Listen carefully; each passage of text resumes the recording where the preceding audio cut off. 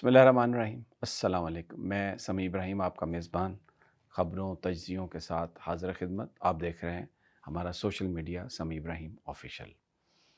دو چیزوں پر آج بات کریں گے۔ ایک تو بلاول بھٹو کی جو تقریر ہے یوم تاسیس پر،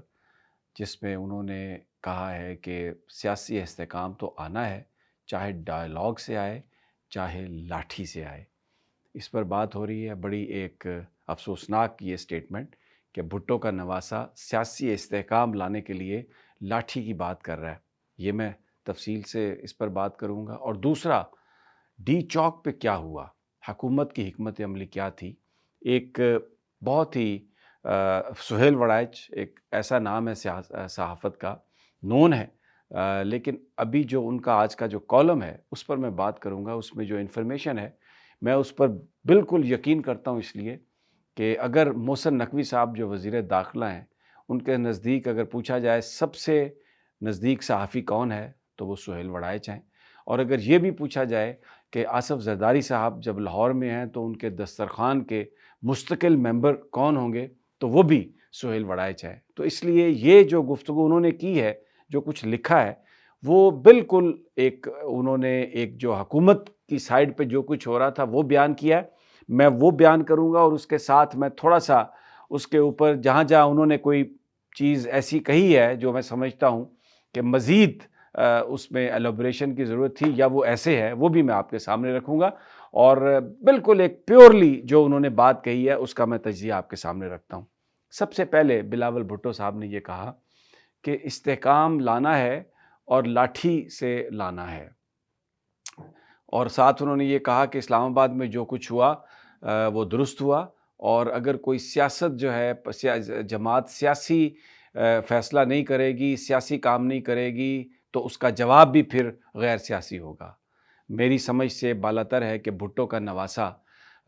جو یہ کہے کہ اگر احتجاج کرنا پرامن اسلام آباد میں آ کے یہ کوئی سیاسی فیصلہ نہیں ہے تو یہ کون سا فیصلہ ہے۔ ان کی والدہ لانگ مارچ کرتی رہیں، ان کے جو نانا تھے ان کی سیاست احتجاجوں پہ رہی، ان کی جو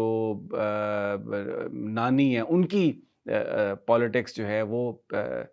رہی احتجاج پہ رہی، اور کسی نے پرامن احتجاج کو اس پر تنقید نہیں کی۔ لیکن بلاول بھٹو یہ کہہ رہے ہیں کہ لاٹھی سے استحکام کو لے کے آنا ہے، تو پھر ایک بڑا سوال اٹھتا ہے۔ ویسے تو یہ سٹیٹمنٹ بڑی افسوسناک ہے، اور یہ بیسیکلی میں اس نتیجے پہ پہنچا ہوں کہ یہ اس بات کی غمازی کرتی ہے کہ سیاسی طور پر بلاول بھٹو بانجھ ہیں،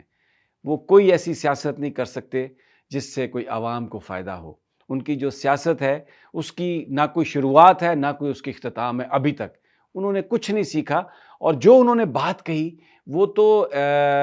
اس کے بعد میں یہ کہنے میں حق بجانب ہوں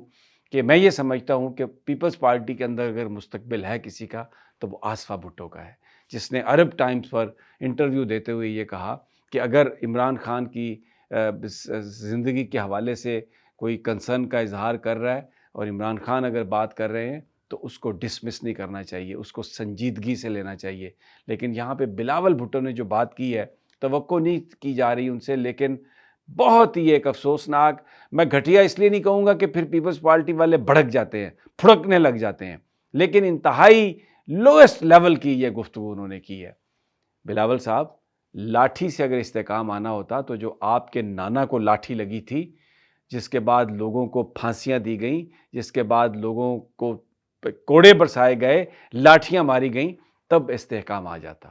اگر استحکام لاٹھی سے آنا ہوتا تو پرویز مشرف جب انہوں نے ان کے زمانے میں محترمہ بے نظیر بھٹو کی شہادت ہوئی تو تب بھی پولیٹیکل استحکام آ جانا تھا، اور اگر لاٹھی سے استحکام آنا ہوتا تو جو ماڈل ٹاؤن میں گولیاں ماری گئی، لوگوں کو مارا گیا، اس کے بعد استحکام آ جاتا۔ لاٹھی سے نہ کبھی استحکام آیا نہ کبھی آئے گا۔ یہ اگر کوئی سمجھتا ہے کہ وہ طاقت کے بل بوتے پر یہاں پر لے آئے گا، ضیاء الحق سے بڑا طاقتور کوئی نہیں تھا۔ کیا استحکام تھا اس وقت؟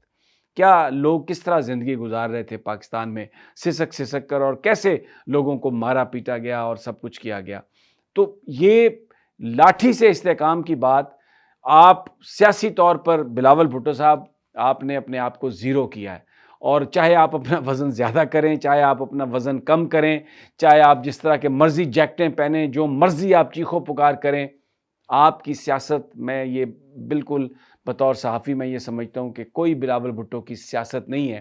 اگر کوئی پیپلز پارٹی میں دم ہے کسی میں تو وہ مجھے آصفہ بھٹو میں لگتا ہے. یہ جو انہوں نے بات کہی عمران خان کے حوالے سے لوگوں کی نبض پہ ہاتھ رکھا. اب آ جاتے ہیں جناب سہیل وڑائی صاحب کا کالم. ایک بات تو انہوں نے اس کالم میں بڑی وضاحت سے کر دی, آپ پڑھ لیں اس میں, کہ اگر احتجاج میں کوئی شخصیت تھی جس سے حکومت پریشان تھی تو وہ بشرا بی بی صاحبہ تھی. یہی بات ہم کر رہے ہیں کہ بشرا بی بی کو ہٹانے کی کوشش اب بھی کی جا رہی ہے, اس وقت بھی کی جا رہی تھی. اور پھر جو کراؤڈ ہے اس کے حوالے سے اگر سہیل وڑائی صاحب سرکاری اعداد و شمار 35,000 کا دے رہے ہیں تو اس کا مطلب ہے کہ 50,000 سے زیادہ کراؤڈ تھا.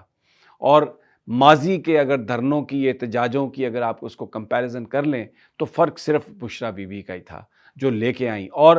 یہ مان رہے ہیں سہیل وڑائی صاحب کہ صرف بشرا بی بی وہ شخصیت تھیں جن کے بارے میں حکومت کو یہ نہیں پتا تھا کہ وہ کیا کریں گی,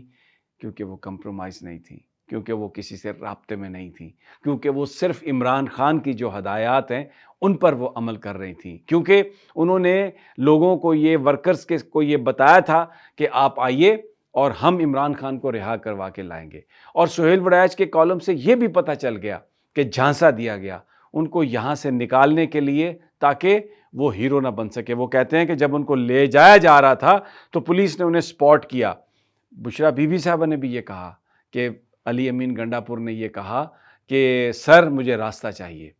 سر مجھے راستہ چاہیے. تو بشرا بی بی کو وہاں سے دور اس لیے کیا گیا کہ تاکہ وہ لوگوں کے ذہنوں میں, ورکرز کے ذہنوں میں یہ بات ڈالی جائے کہ انہوں نے تو یہ کہا تھا کہ وہ ورکرز کے ساتھ ڈی چوک میں موجود رہیں گی, وہ ورکرز کو چھوڑ کے کیوں چلی گئیں. ان کو ولن بنایا گیا تاکہ ورکرز کے دلوں میں ان کی عزت کو کم کیا جا سکے. میں نے پچھلے ویلاگ میں بڑی تفصیل سے ہر چیز بتائی ہے, ان کی گرفتاری کی کوششیں بھی کیوں کی جا رہی ہیں, کیوں ان کو راہ سے ہٹانے کے لیے کوشش کی جا رہی ہے, کیوں یہ کہا محسن نقوی نے کہ سب کچھ ایک عورت کا کیا دھرا ہے, اور کیوں فیصل وابڈہ آ کے یہ بار بار کہتے ہیں کہ جی بشرا بی بی جو ہے جب تک وہ عمران خان سے علیحدہ نہیں ہوگی عمران خان کا کوئی مستقبل نہیں ہے. قطعی طور پہ غلط. اس وقت عمران خان جیل میں ہے اور جیل سے باہر اگر کوئی شخصیت عمران خان کے لیے پریشان ہے, تحریک انصاف کے لیے, ورکرز کے لیے پریشان ہے, ان کے لیے کوشش کر رہی ہے تو وہ صرف بشرا بی بی ہے. یہ میں نہیں کہہ رہا, یہ سہیل وڑائی کا کالم چیخ چیخ کر کہہ رہا ہے, یہ فیصل وابڈہ کی گفتگو بتا رہی ہے, یہ محسن نقوی کی بات بتا رہی ہے, یہ پی ٹی آئی کے اندر ہونے والی جو سازشیں ہیں, جو ریشہ دوانیاں ہیں, جس کے ذریعے محترمہ بشرا بی بی کو علیحدہ کرنے کی کوشش کی جا رہی ہے, سیپریٹ کرنے کی, یہ وہ جو چیزیں ہیں وہ یہ بتا رہی ہیں کہ differences of Bushra be be. اب جہاں تک ہلاکتوں کی تعداد کا تعلق ہے, سہیل وڑائی صاحب نے ڈنڈی ماری ہے, میں یہ کہوں گا, اور ڈنڈی دانستہ ہو سکتا ہے نہ ماری ہو. ان کو جو انفارمیشن تھی انہوں نے وہ بیان کر دی, کیونکہ میں سمجھتا ہوں کہ اپنی لکھائی میں سہیل وڑائی صاحب خاصی حد تک جو ان کو چیز دی جاتی ہے وہ اس کو پرکھتے ہیں اور پھر لکھتے ہیں. 14-15 بندے تو ویسے ہی کنفرم ہو چکے ہیں جن کے جنازے ہوئے ہیں, پی ٹی آئی نے ان کا اعداد و شمار دے دیا ہے.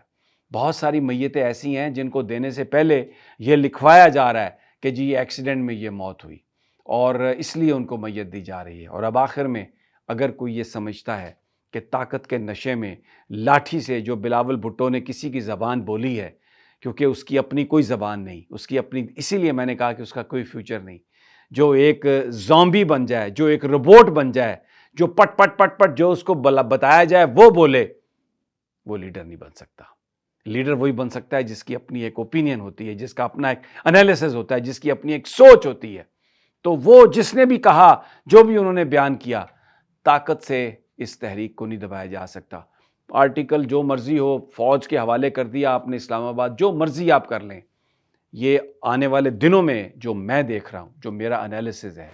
یہ اتنا بڑا طوفان آنے والا ہے. اگر کوئی یہ سمجھتا ہے کہ اسلام آباد میں لوگوں کو, پی ٹی آئی کے ورکرز کو, نہتے لوگوں کو گولیاں مار کر ان کو یہاں سے ڈسپرس کر کے اور پھر بڑی ایک سازش کے ذریعہ بشرا بی بی کو یہاں سے نکال کے اور عمران خان کا تعلق جو ہے وہ ورکر سے توڑ کے, اگر کوئی یہ سمجھتا ہے کہ تحریک انصاف ختم ہو گئی, اگر کوئی یہ سمجھتا ہے کہ اب بالکل مزاحمت جو ہے وہ دم توڑ گئی,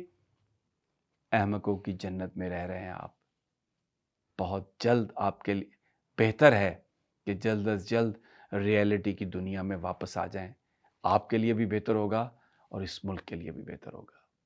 اللہ نگہبان.